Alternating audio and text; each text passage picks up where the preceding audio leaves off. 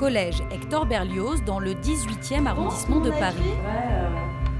Qu'est-ce que vous avez fait cet été? Est-ce que vous avez écouté un petit peu les informations, lu des choses? Alors Stécie, l'attentat de Nice. Il y a 71 morts. 71 morts, hein. Le prêtre qui s'est fait égorger. Le prêtre qui s'est fait égorger.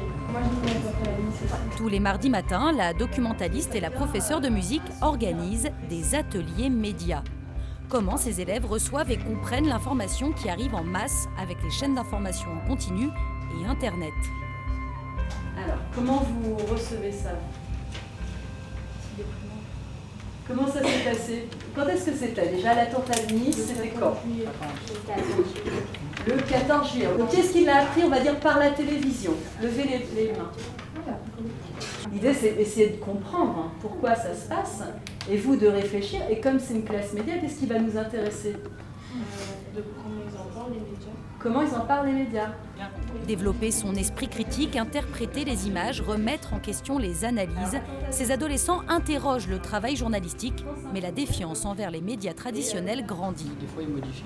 Des fois, ils modifient. Donc tout ça, ils modifient. Moi, je veux bien que tu m'expliques pourquoi, parce que je ne sais pas s'il y a un fait, comment ils modifient.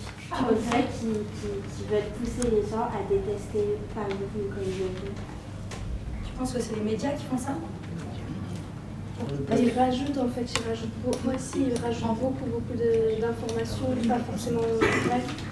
Enfin, moi, je me suis fait mon propre avis sur ça, mais l'histoire des cartes d'identité, retrouver la chaussure et tout ça, il n'est pas bêtation pour laisser tout ça dans une voiture. Hein.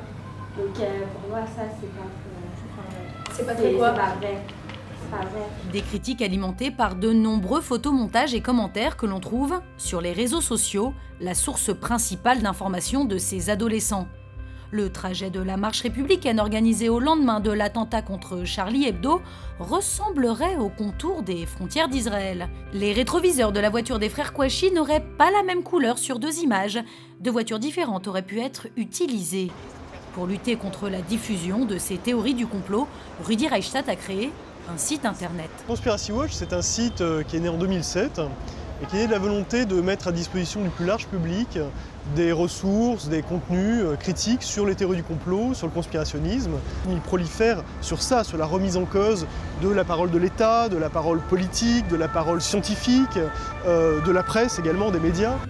Pour le directeur général du Centre de liaison et d'éducation aux médias et à l'information, sensibiliser les élèves aux théories du complot qui prolifèrent sur la toile devient une mission essentielle pour les enseignants. Aujourd'hui, avec l'émergence de l'infomédiation, en tout cas de l'infobésité, plutôt que on se retrouve dans une configuration où il faut que l'éducation aux médias et à l'information transcende les apprentissages, fasse qu'on puisse l'intégrer pleinement dans les pratiques pédagogiques, et dans ce cadre-là, il y a une vraie dynamique à créer autour de l'éducation aux médias et à l'information pour permettre que chaque enseignant s'imprègne de cet enjeu-là, enjeu auquel chaque élève est confronté quotidiennement.